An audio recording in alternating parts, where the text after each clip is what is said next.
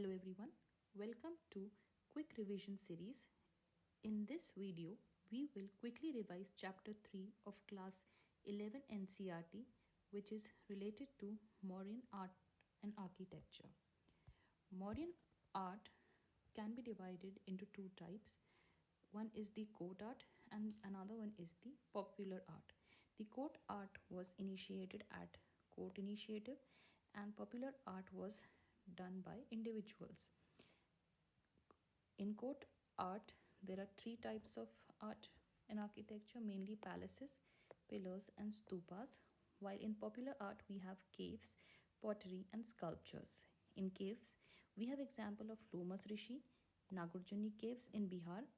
In sculpture, we have Yaksha and Yakshini sculptures, especially such as the Didarganj Yakshini. In pottery, we have northern black painted ware pottery.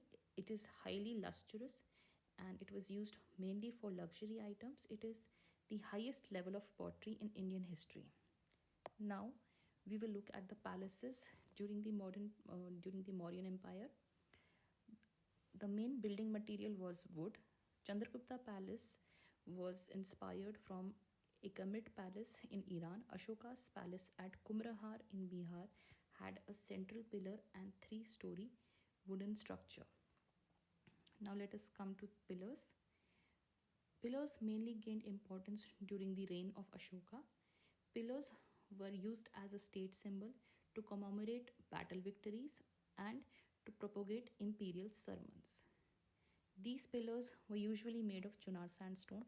They had four parts, mainly the shaft, the capital, which was inverted lotus flower, a bascus, and on the top was an animal figure. These are usually rock cut and usually monolith, that is, they were made from a single piece of rock. And an important characteristic of Mauryan pillars is that they were highly lustrous.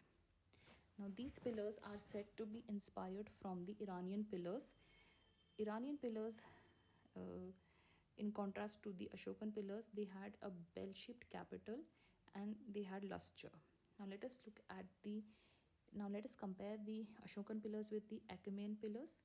In composition, Ashokan pillars were monoliths and made up of Chunar sandstone, while the Achaemenid pillars was made up of several pieces of sandstone that were cemented together.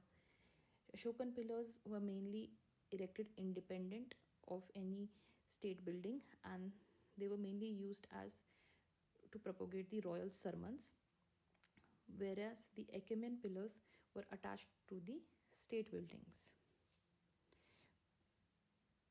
We have already seen that Mauryan pillars are rock-cut pillars. Pillars were erected all over the Mauryan Empire with inscriptions engraved on them.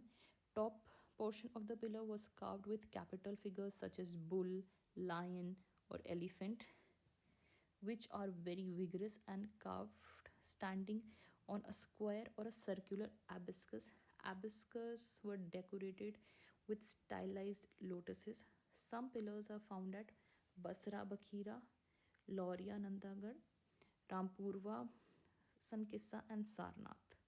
In Rampurva, Bihar, we have the bull capital, and it is a mixture of Persian and Indian elements. Here is, you can, if a question is asked, you can draw a map of India and locate the locations where the Mauryan pillars are found. Now, the most famous of the Mauryan pillars is the lion capital. The Mauryan pillar at Sarnath, it is also our national emblem.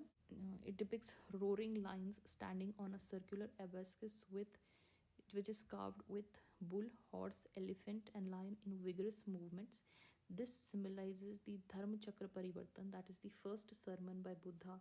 It was built by Ashoka. A question was also asked upon the lion capital, because they were in context of the new parliament that was constructed. Now coming on to these sculptures, which were of Yaksha and Yakshini. These were the largest statues found in Patna, Vidisha, and Mathura. Whatever the places and locations are mentioned are in NCERT, they are especially very important and you must learn them by heart. One of the finest examples is a Yakshini figure from Didarganj, Patna, which is made of sandstone. Then there is a rock-cut elephant in Dholi, Odisha. Dholi area is the area where Kalinga war was fought by Ashoka. Almost first attempt to carve colossal animal figure out of rock. It was again built by Ashoka. Now let us come to the rock-cut caves. The most important example of rock-cut caves of the Mauryan Empire is the Lomas Rishi caves. These are rock-cut caves carved at the Barabar Hills, Gaya. The facade is decorated with a semicircular Chaitya arch as the entrance.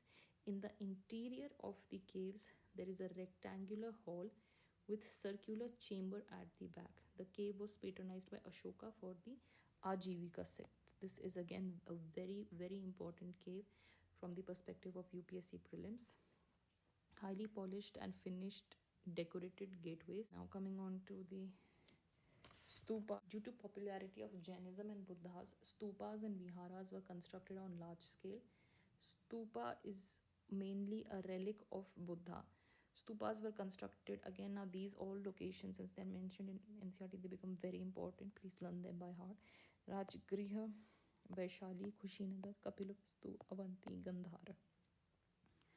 Stupa, Vihar, and Chaitya are part of Buddhist and Jain monastic complexes, but the largest number belong to Buddhist religion. One of the best example of stupa in 300 BC is at Berat, Rajasthan.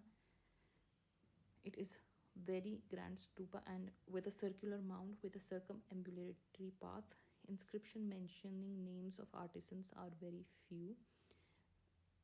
There are certain inscriptions which also mentions the name of artisans, which again become very important. The example of which are Kana at Pitalkhora and Balaka at Konden caves. Now, stupa is basically a cylindrical drum, which you can see in the diagram here as well. You can draw such diagrams in your mains exam. The stupa consists of a cylindrical drum and a circular anda with a harmika and chhatri on the top. Later, circumambulatory path, gateways, and railings were added. During early phase of Buddhism, Buddha is depicted through symbols such as footprint, stupa, lotus throne, chakra, umbrella.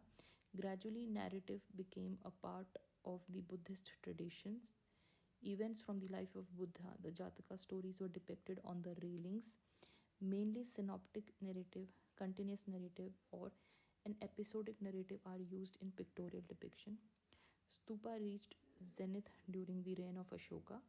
After death of Buddha, 9 stupas were constructed. 8 of them had relics of Buddha at their Medhi.